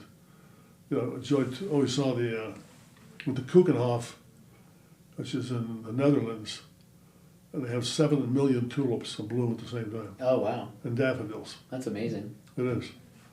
And different, they make patterns out of it every year, and different stuff like that. So we've seen a lot, Yeah, enjoyed a lot, that's amazing, yeah. yeah. Now, did you go to Australia while you were in New Zealand? No, it's too far over, Oh, okay. and that's always been on our bucket list, or mine anyway. But we're at the stage now where, with our ages, we can't travel like we used to. We can't walk like we used to. We can't do things we used to. So we got to settle up. We had a great tour last year. We flew up to, not Seattle, close, Pacific Northwest, and took a boat trip down the Columbia River. Oh, that's It's kind of cool. That's the reverse of Lewis and Clark. Oh, okay. That's where they ended up. The Columbia and over to the Snake River, I think it is, to the coast. So just a joy. We like small boats, maybe 180 people. And we stopped in different towns along the many of them with Lewis and Clark. And then we saw the places that stayed, camped, spent the winter there. And really the natives saved their lives, the Indians. They couldn't have lived without natives. You don't realize how close they were to perishing. Oh, wow. You talk to the natives out there. Great tours, nice weather. And then at the end we took a speedboat ride on, I think it was the Snake River, on the track. You go about 50 miles an hour. Whoa, nice. On a boat, on a river, bouncing a little bit. It's a tourist boat, nobody's been killed to my notion. But that was fun too. And so that's the kind of, this year we got 4 trips planned. One I just took to Texas to go back to Rice, where I went to school, just to see it, and then memorial service for a friend that died. And we got plans to go to Vail, Colorado. A friend of ours who did well got a house up there, so we're going to spend some time in Vail. Then we're going to Minnesota, some other high school friends. They got a lodge up on a lake. We'll go see them. Then in the fall, we're going to go to Boston and travel to New England and boats and trains. No planes in that one. So we got 4 trips planned out, mostly in this house. I want to go back to Ireland. I've been there 4 times. Oh, okay. That's my roots. We went to the very stone house ruins where my great grandma lived, and she had, I think, 4 kids. 3 of them came over in the 1880s. Of course, I never went back. But to stand in the stone ruins of a house where your great grandma lived, there's no words. Yeah. You just stand there, and my God, they lived here. They grew up here. You can see down below the oceans, just maybe a couple hundred yards down below. Wow. And Sounds incredible. it's just, there's no other feeling better than that than to be there. That's where it began. That's where my great grandma. I go Irish and great grandma when I can't say it in English. And we've kept up with the kids. We went back over there twice, I think, for different family reunions. And then one year the Irish, or maybe 2, the Irish came over to our place. So we went back and forth and established contact with Oh, wow. people directly associated with my great grandma. Oh, wow. How many folks showed up at your house? Oh, probably 10 or 15. Wow. Now, a lot of them were people living in the States who were relatives to us, but far-flung family members we'd never met. But there's some they're connected along the way. So it was fun to touch base with them. Oh, yeah, So that was enjoyable too. for sure. Oh. So you were a basketball player then? Well, I was on the team. I was, I played at, high school in Sycamore, Illinois. And then I got a scholarship to Rice University in Houston.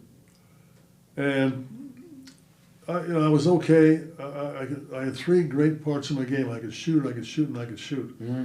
I never really learned to dribble because in high school at 6'4", you're supposed to be in the center. Oh, gotcha. You were the big guy. Yeah, and I was an awkward size in college. So I was a 6'4" forward. And I wasn't very good at defense either. I could rebound and pass and shoot a little bit. But I got a scholarship and I got free ride and, I got to play. It's funny now, so the old Southwest Conference and the old Southeast Conference we played. The teams we played then, they were all white. It was still segregated back then. So the teams we played then weren't very good in basketball. But you look at the record now, we played Florida, and Auburn #1. I think Florida's #3. Texas Tech, Baylor. They've all been ranked or even won national championships. Yeah. Florida, Florida State, Tennessee, Auburn, Baylor, TCU, SMU, Rice, Texas A&M. They're all in the top 10 or 15 now, most of them. Wow. And Rice is not. But it's amazing to look at the teams. But that was 60 years ago. Yeah. I can kind of brag, we beat Auburn. Ah. They had a thing called the Auburn Shuffle, which was a very slow, deliberate offense. Yeah. The guys went from here to here to here to here, and you sat there and watched them wondering what the hell they were doing. Not the most exciting No, brand of basketball. we beat them. We beat a lot of the teams are now. Well, we beat Auburn, we beat Florida, we beat Tennessee, I think. I can't remember. I can lie here now all I want, but who cares? But it's just fun to see them, and they're all new buildings now, of course. Well, no, Vanderbilt's still in the same building that we played them in. Oh, okay. All the rest of them got new gyms or different world, different game. Now, do you still follow sports then? Oh yeah, we're big basketball. Janet is too. We follow Jeff High. They have a good chance to win the state this year. Nice. It's kind of fun. Borden up the road just won. Girls won 1A class. Yeah, and I got U of L tickets, football and basketball. I can't. A friend of mine actually pays for them. I can't afford them anymore. But I have access to U of L football and basketball. Oh, that's fine. They've both improved immensely. The basketball team is amazing to watch them play, the things they've done. And, baseball. Yeah, baseball's come a long way, I hear. Yeah, oh yeah. That was my favorite sport, but not my best by far. So it was, I would enjoy watching them. Not so much the pros anymore. There's not any really local team here that you can root for. So I don't watch the pros much. Do you do the NCAA tournament picks? Yeah, I get in pools. You pick the top 16, and actually a couple of years I won that. But this year, you got to pick Auburn, and then whoever the top 3 or 4 are, who's going to surprise this year. I'd like to see Louisville surprise their way up. We'll have to see what happens. They have flattened out a little bit here in the last 4 or 5 games from what they were, but they're still winning. So, yeah, I follow. That's cool. Yeah. So Auburn's your pick? From what I've seen, I guess this week. You might change your mind next week. Yeah, I mean, everybody's beatable, particularly tournament time. Nothing matters till March anymore. The first 3 games of the year, they say, well, they're going to be in the finals in March and April. So you can win the conference, but it doesn't have the same effect they used to have. That makes sense. Well, Yeah, the game has changed a lot. oh my God. It's like a totally different thing. Yeah, and a lot of the offenses run around the outside and chuck it inside or throw a lot more threes. We didn't have threes in that play. But there was a while in there when the dunk was illegal. Oh, really? Yeah, Kareem Abdul-Jabbar ruined that. But they took it back a couple of years later. They said, nah, let's put it back in the game. It's more Can exciting. you imagine basketball on a dunk? Yeah. That's the way it was. So Much there weren't different. any threes then, huh? No, when I started, that would have been my game because I could shoot threes. But they were only twos. Oh, dang it. Yeah, I could shoot. That I learned in high school. Used to play outside, and there was an old basket by the school and asphalt, and I'd go over there every day and shoot outside, even in the wintertime, till your fingers numbed up and Yeah. then back to the house. It's like, all right, So that's where I learned to shoot. nice. So who inspires you? Basketball? No, In general. Just in general. Well, most recently, David Jones. Just his accomplishments, how he handled himself. He could be, he could be tough. He could take over a room. You could piss him off and he'd let you know it. But I never got that far with him. I just admired who he was and what he did with his money. All these billionaires, what do they do with their money? How many, without getting too political here, what does Trump ever give a nickel back to anybody?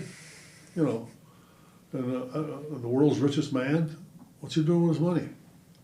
Let's give it back. Let's help people. So that's kind of where I'm at.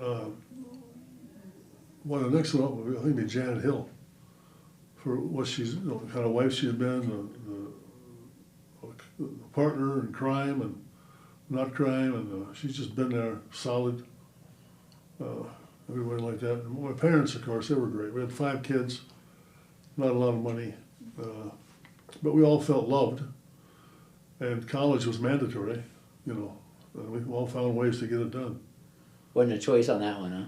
God, no. We didn't get, not that our kids ever had a chance anyway, but no, we wouldn't. From day one, you're going to go to college. They had different ways of finishing. It took my son, 20, 30 years to get his degree, but he got it. He was interesting. Photography, he just traveled around, took pictures. At some point he wanted to teach. They said, well, you need a degree to job, so he went and got his degree. He only lacked 7 hours. Oh, wow. All that time and never. But he was wasting his time and our money in school. So it worked out. That'd be, writers, I keep going back to Steinbeck, I guess, because he's the one I most emulated. A lot of opinion writers, I can't think of names right now, but people, who make sense. I call myself a flaming moderate, if that's possible. I don't lean that far left or right. There's things on the left that bug me, and things on the right that certainly bug me. So I still try to look at both sides. That seems to be missing these days. So. Well, I think that's, really. Pardon? I think that's kind of a key to being able to function in society, is being able to see the other person's perspective. Yeah, to make change, and then, if they get too far right or left, I'm not going to see what they think. I just people who, basically, most people do like it that way. They're not far left or far right. And somehow one or the other gets control of the place for time, since the Democrats have been in control for many, many years, the same thing. So it can go either way. But, I have friends that are conservatives, We get along very well. We don't talk politics a lot. I think that's a beautiful thing sometimes when you can, be friends with somebody for a long time and, politics just never comes up in conversation Right. sometimes. Some of that's deliberate because you can't change minds. You hope on both sides that maybe they'll see my point of view. And I can. I can see point of views on both sides. It's just not, again, I grew up an Eisenhower Republican. I can say that proudly and out loud. And this latest Republican Party ain't an Eisenhower Republican Party. So. Now, what did that look like? Eisenhower Republican? Uh-huh. Well, it was more, he had three tenets, which just escaped me now, unfortunately. So it was more moderate, listen to the other side. I think having saved the world in World War II, it was more a sense of, the United States has a responsibility to take care of, things in the world. It's not being arrogant. It's that, we just saw what Hitler did. Let's not do this again. And we had and we're just a growing power at that time and had to be careful with it. And I think we were.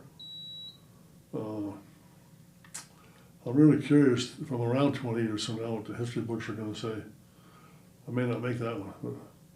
But, how this all happened is very complicated and a long story, but a lot of people feel disenfranchised. There's some truth there.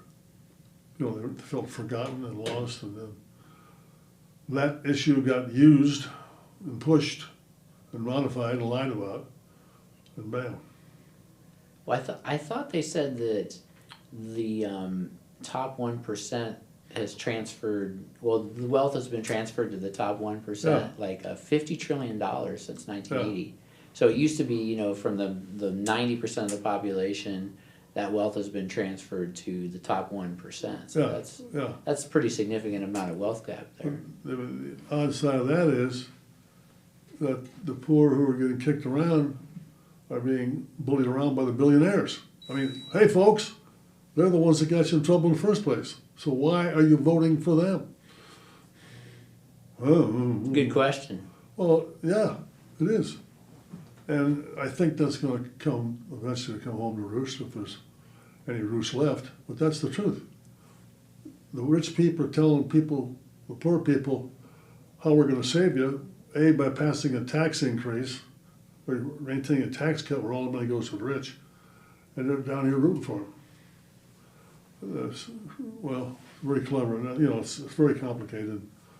We'll see where this goes. Well, we don't live in boring times, that's for sure. Yeah. No, I wish it was less boring. I wish it was more boring. Something new every day. Yeah, I could go with boring. Yeah, I mean, all these, just cut. It kind of show it's not going to add up to anywhere near what our debt is. They keep just cutting jobs, without even caring about who's doing the jobs, what it's going to lead. Parks, education, USA Aid, people are dying, kids are dying. And all that money isn't going to come anywhere near saving any of the debt that they're trying to cut back on. The only way to do that is cut back that tax on the billionaires, or let it go back up again. Well, I know that foreign aid is only 1% of our budget, or less than 1%. Yeah, it is, and the rest of it, can you imagine buying a company, having no idea of the personnel, and laying off 20% in the first 10 minutes? You have no idea who who you're missing, who's going to run the company, who over here knows what they're doing, over here, just get rid of them. We're going to cut costs, we're getting rid of the top 10, 20%, and that's it, we're going to move on. That's what's happening. Well, even if you got rid of the entire federal workforce, that's only 4% of our budget. Yeah, that's it. So that's not a whole lot of money, 4%. No, it's just show business. I mean, I get going on this, I can't shut up, but he goes to the Super Bowl, he goes to the 500 racetrack, they want to go to Fort Knox. It's just a damn show. What the hell are they going to do in Fort Knox? Well, we're missing about 300 pounds of gold over here. Let's get this. It's just show business, and we'll get all kinds of coverage on that. That's the next big media event that the media can't live alone. The media are partly responsible, if not for what's going on, how they got elected, by allowing these kind of things to happen, by covering them. There's no news in those guys going to the Fort Knox, none. It's just a show. Where's the gold? Well, it's in the bathroom, Who knows, They're not gonna know. Crazy times. Well, it's scary. No doubt. What do they say? There's no such thing as bad publicity. Is that what they say? Yeah, well, that's, certainly worked so far. And he didn't get, we're talking politics, he didn't get a majority of the total vote. He got 1.5% more than the Democrats, but if you throw in the other voters, he got less than half. The people that didn't vote Democrat or Republican voted other ways. So there's no mandate here. They just grabbed it. I think eventually enough people are going to wake up to stop this, but how do you fix it again? These Musk's kids are running through all the different treasuries and IRS and this and that, have free reign. I'm a little worried they're going to start, I may get a tax lien or something for writing things about this. How deep can that go? Why in the hell is Musk allowed to do this anyway? What? Here I am talking politics. Yeah. It's hard not to. I understand. Yeah. My wife always gets on me about it. She's like, well, I don't want to hear anymore. Well, that's it. That's what they want. If everybody ignores it, they get away with it. I read something in the New York Times 2 days ago that everybody thinks it happened in 6 weeks. Well, they started planning this 2 years ago. They put together a plan. When Trump won, they'd go deep into all the different treasuries and IRS and this and that. I don't know if Musk was allowed to, but it's been going on for years. They've been planning this thing. And bam. I mean, nobody could read the first two. They're shell-shocked at what was going on. Project 2025? Yeah. The guy that led that's now one of the cabinet members. No surprise. Of course, Trump denied knowing anything about it. It was all about what he was going to do. They were holding secret meetings all over the place. Anyway, next question. We got into the weeds on the politics. Yeah.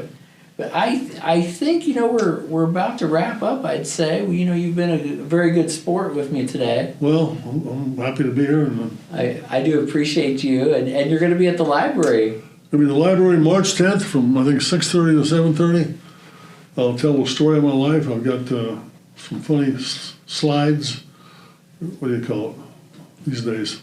Like a PowerPoint sort of deal? PowerPoint stuff. And I'll sign some books and. Awesome. And have fun. And I should also ask if folks aren't able to make our March 10th event, how can we buy a copy of your book? Good question. You can buy my book at Carmichael's in Louisville, which is kind of interesting. It's the only really local bookstore in this whole area. They're really good, but there's nothing else besides Carmichael. They got two bookstores, one on Bardstown Road and one on Frankfurt Avenue, and Amazon.com. Amazon has a book too. Oh, cool. And they've sold a bunch there. So nice. Very good. Very good. Well, I do appreciate you. It was great chatting with you today. Well, thank you. Absolutely. Thank you for hanging out with us. Well, next book I'll be back. There you go. We'll have you. Yeah, good. Thank you. Very good.